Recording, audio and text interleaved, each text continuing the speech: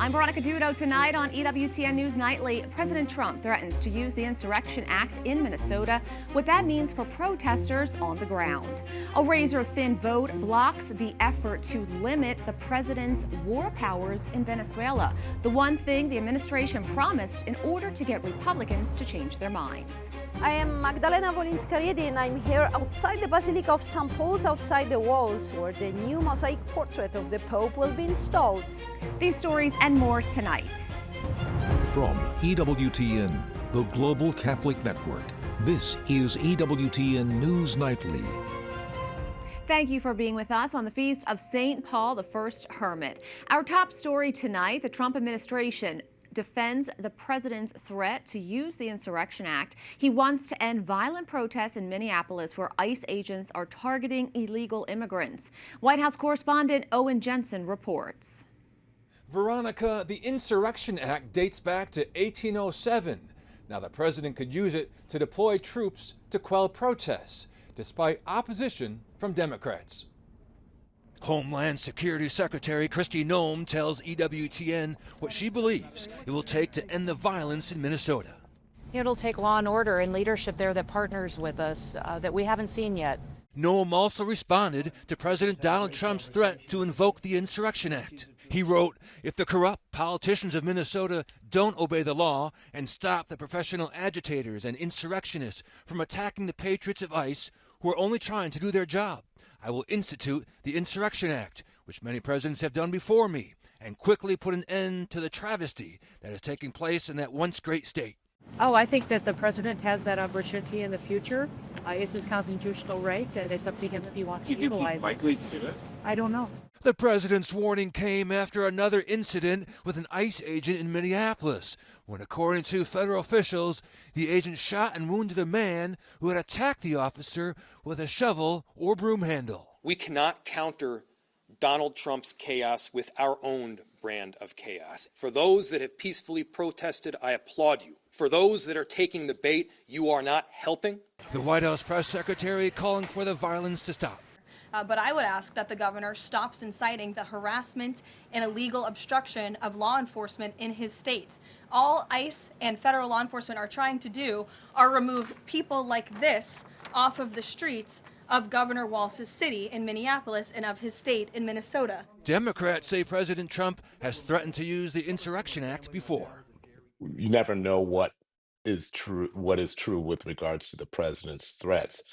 However, he has carried out some unconstitutional acts consistently over the past year. And on social media today, Minnesota's governor made a direct appeal to President Trump, saying, "Let's turn the temperature down."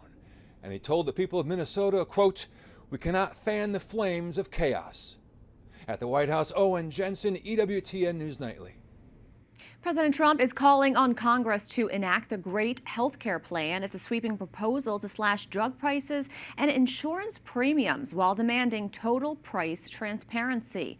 A major part of the plan involves redirecting billions of taxpayer subsidies away from big insurance companies and instead giving them directly to eligible Americans. The plan requires any provider accepting Medicare or Medicaid to prominently post their fees at their place of business. It also pushes for more safe pharmaceutical drugs to be available over the counter to reduce costly doctor visits. The government is going to pay the money directly to you. It goes to you, and then you take the money and buy your own health care. Nobody's ever heard of that before, and that's the way it is. The big insurance companies lose, and the people of our country win. A historic day at the White House as President Trump meets with Venezuelan opposition leader Maria Corina Machado. The visit marks their first in-person meeting since the U.S. arrested Venezuelan dictator Nicolas Maduro. After discussing Venezuela's future, the Nobel Peace Prize winner declined to answer questions regarding Trump's doubts about her leadership.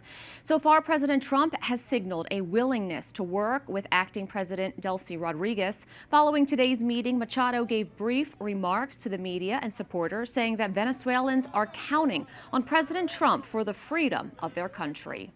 U.S. forces have seized another fugitive oil tanker linked to the Venezuelan Venezuela in the Caribbean. Marines launched from USS Gerald R. Ford to board the oil tanker named the Veronica.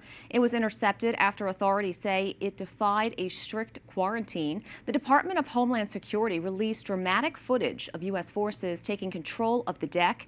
The U.S. has now seized 6 oil tankers since ramping up a campaign against illicit oil trade by Venezuela. Currently, any oil leaving the region must now pass through U.S.-sanctioned channels. Senate Republicans have blocked an effort to curb the Trump administration's military actions in Venezuela. The measure would have mandated congressional approval for launching any further military action in the country.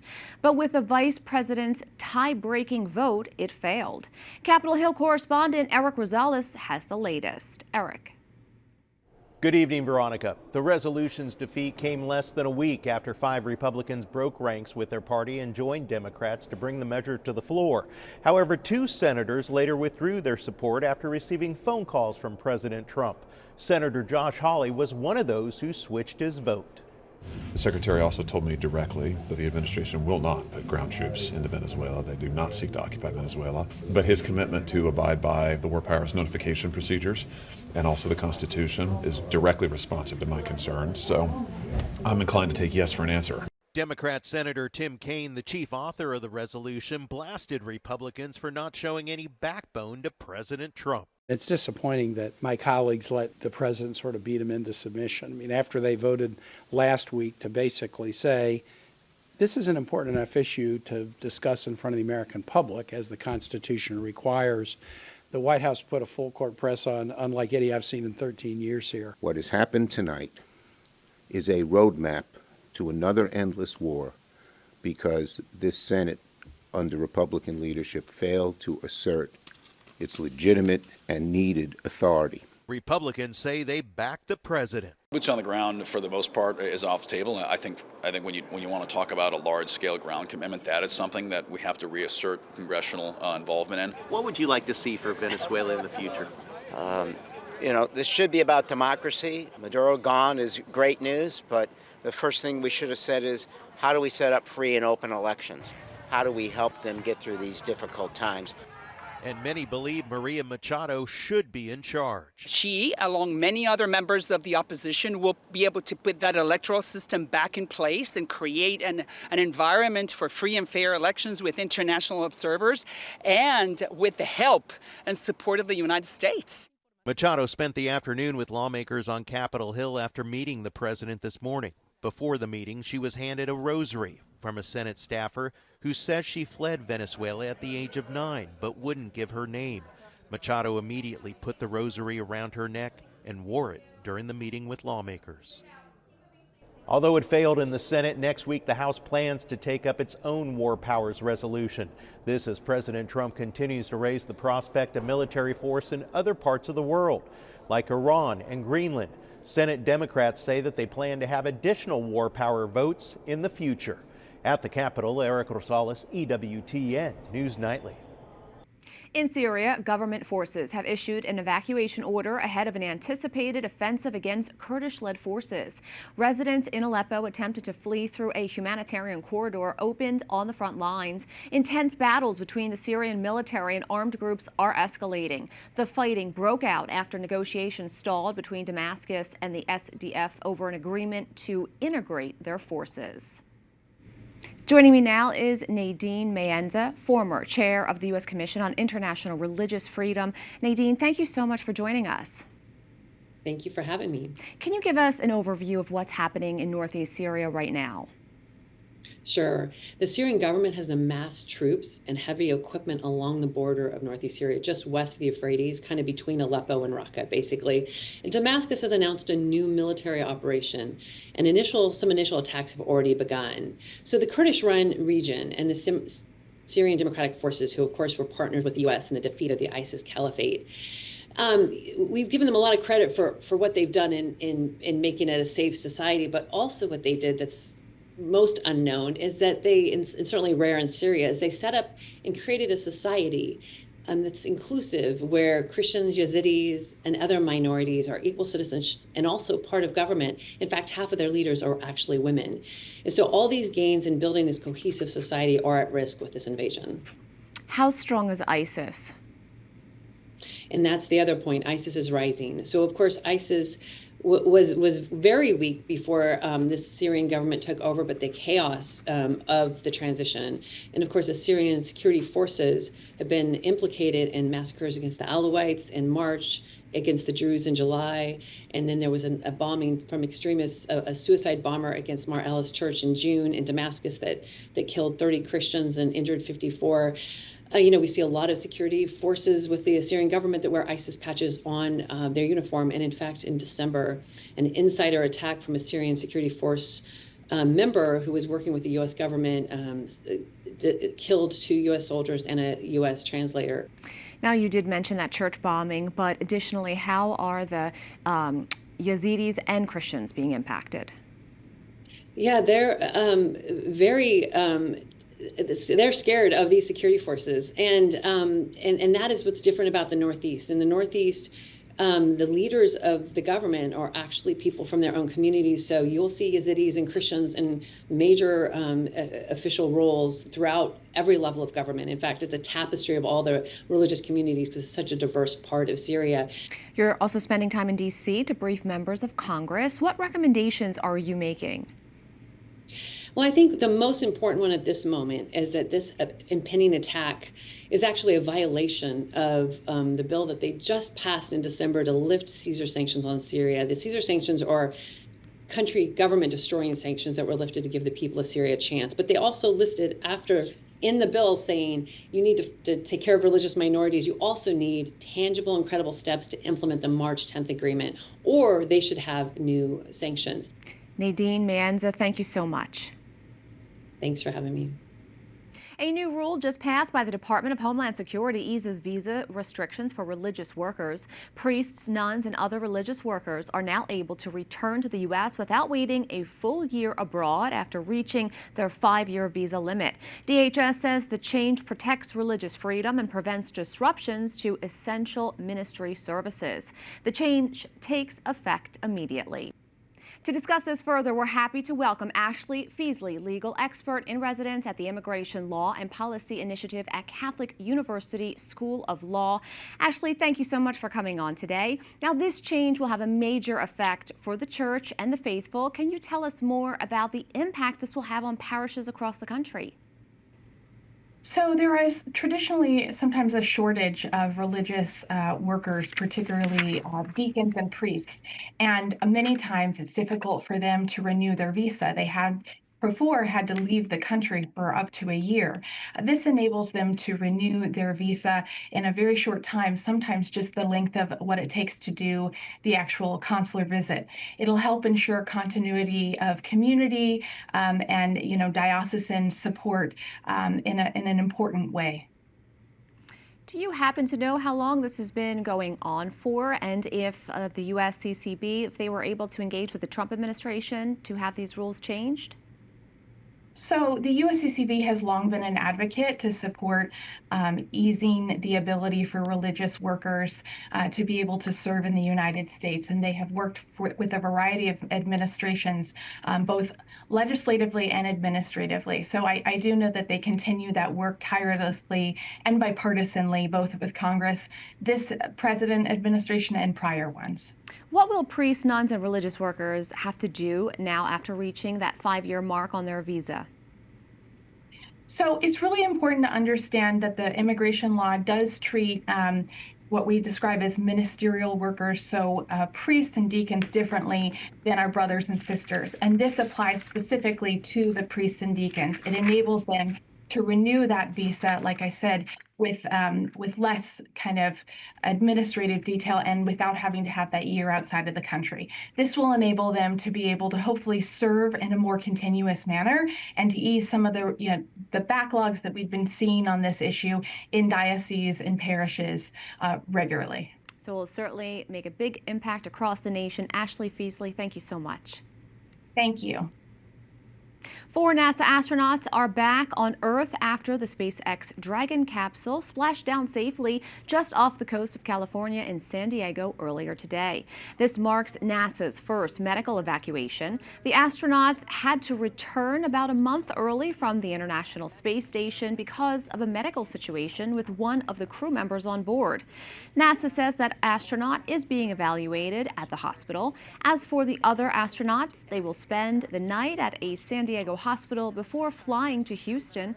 The crew spent about 167 days in space. We have a lot more still to come on EWTN News Nightly. Radical belonging. New autism-friendly faith formation resources are out. Meet the deacon behind them. And Pope Leo offers words of comfort to families affected by the deadly Gran Montagna fire.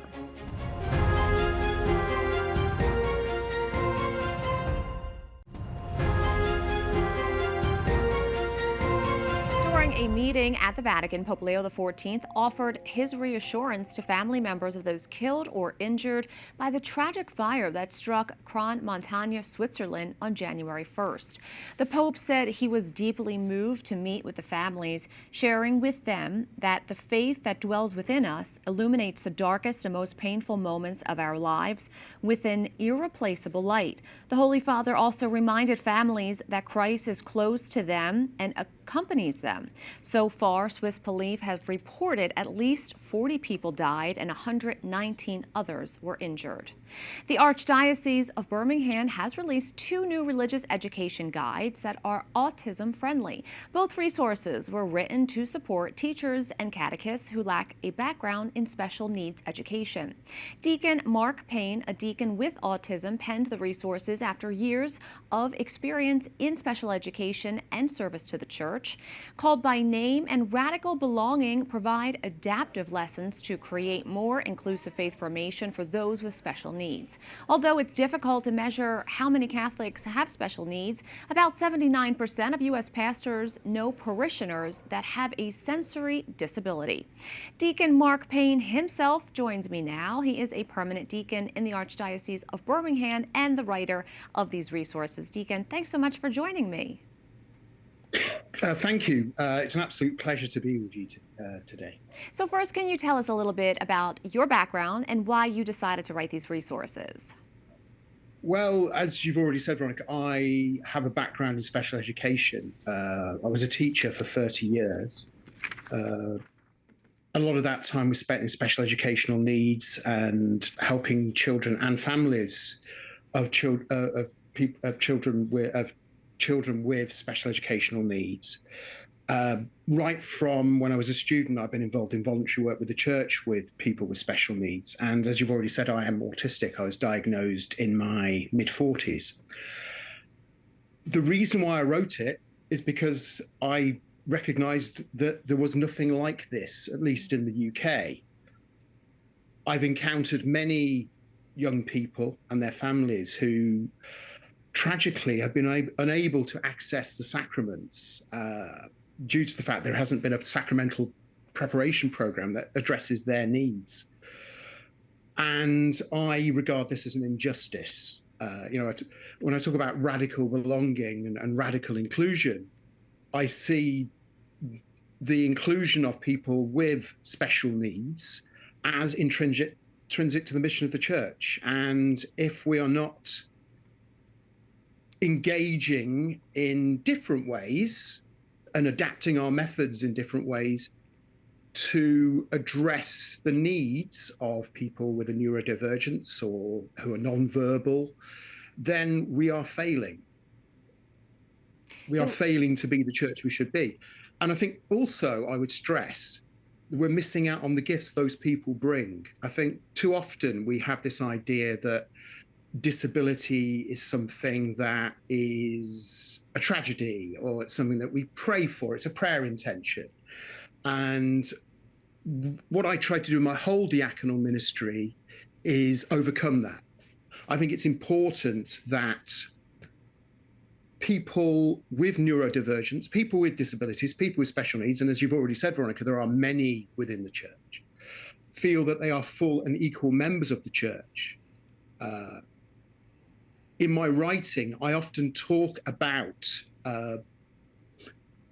being an image and likeness of God. I mean, the imagogeo, the idea that somebody with disability is equally an image of God, a loved and perfect creation of God. What's been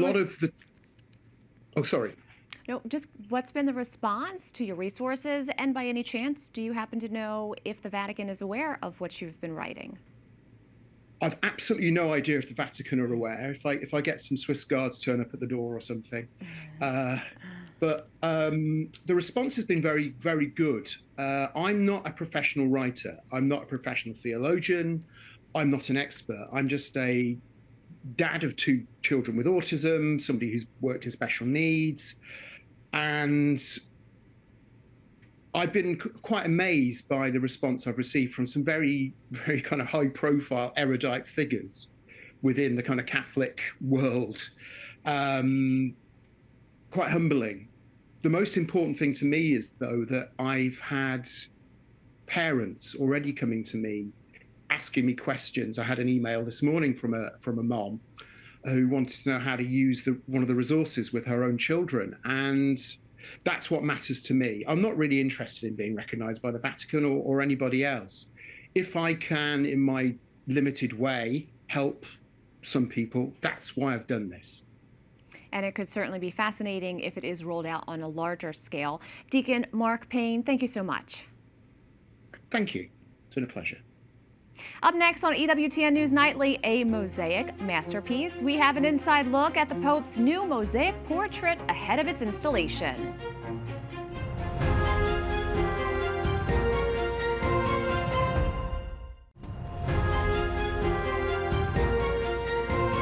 In the Basilica of St. Paul, outside the walls in Rome, a mosaic portrait of every pope is on display. There you can see the unbroken line of supreme pontiffs all the way back to St. Peter himself. Today, the mosaic of Pope Leo XIV was brought to the Basilica for installation. EWTN News Vatican journalist Magdalena Walensky-Reedy takes us there. It took more than 2 months of meticulous work to complete the mosaic portrait of Pope Leo XIV. The tondo has a diameter of more than 4 feet and weighs more than 300 pounds. The artistic process began with a painted sketch by the maestro Rodolfo Papa. It has just been presented to the Holy Father, who did not hide his appreciation. Before creating the painting, a series of drafts were presented to the Holy Father. He then selected the initial sketch, and from that sketch the artist went on to create an oil painting of the same dimensions as a mosaic. As soon as the painting was completed, the execution of the work on the mosaic on a metal tray began. 15,000 tiny mosaic tessere, or squares, made of glass enamel, were applied using a special oil-based mastic. It is the same material that has been used for centuries in the tradition of the Vatican Mosaic Studio, the very same mastic that was used to set the original mosaics in St. Peter's Basilica. The image of the Pope, the product of the efforts of a 3-member team, is an almost perfect likeness of the original figure, faithfully capturing even the expression of his face.